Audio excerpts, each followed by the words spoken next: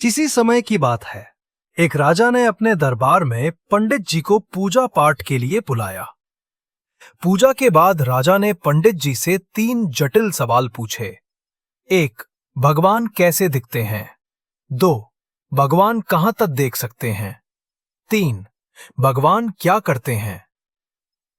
पंडित जी थोड़े सोच में पड़ गए और बोले, महाराज, इन सवालों के उत्तर देने के लिए मुझे थोड़ा समय चाहिए। राजा ने उन्हें 1 महीने का समय दिया। पंडित जी घर लौट आए, लेकिन कई दिनों तक उत्तर नहीं सूझा। उनकी परेशानी देखकर उनका बेटा बोला, पिताजी, आप क्यों चिंतित हैं? पंडित जी ने उसे राजा के सवालों के बारे में बताया।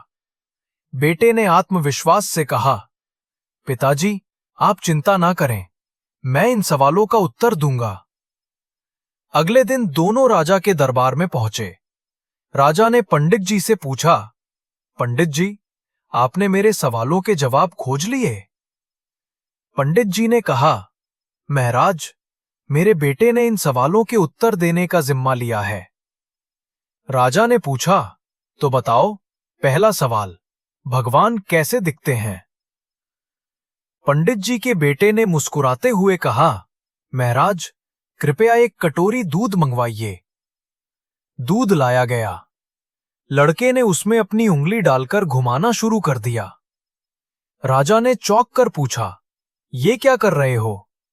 लड़के ने शांत स्वर में कहा, महाराज, क्या आपको इस दूध में मक्खन दिख रहा है?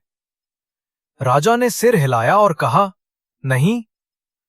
लड़के ने उत्तर दिया, मक्खन इस दूध में ही है, लेकिन उसे निकालने के लिए दही जमाकर मथना पड़ता है।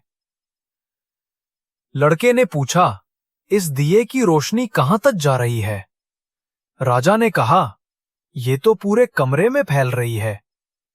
लड़के ने उत्तर दिया, ठीक वैसे ही भगवान की दृष्टि की कोई सीमा नहीं है। जैसे इस दिए की रोशनी हर दिशा में फैलती है और सब कुछ देखती है, वैसे ही भगवान भी हर जगह सब कुछ देख सकते हैं। राजा ने संतुष्ट होकर कहा, बहुत अच्छा टाइप्स दिया। अब बताओ, भगवान क्या करते हैं?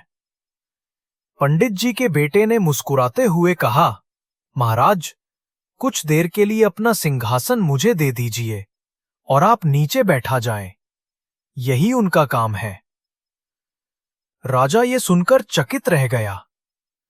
उसने पंडित जी और उनके बेटे की चतुराई की सराहना की और उन्हें ढेरों उपहार दिए। राजा ने कहा, आज तुमने मुझे भगवान की शक्ति, दृष्टि और कार्यों का गूढ़ रहस्य समझा दिया। इस घटना के बाद राजा ने विनम्रता और सेवा का भाव अपनाया, क्योंकि वो समझ गया था कि भगवान हर जगह है और हर रूप में विद्यमान है।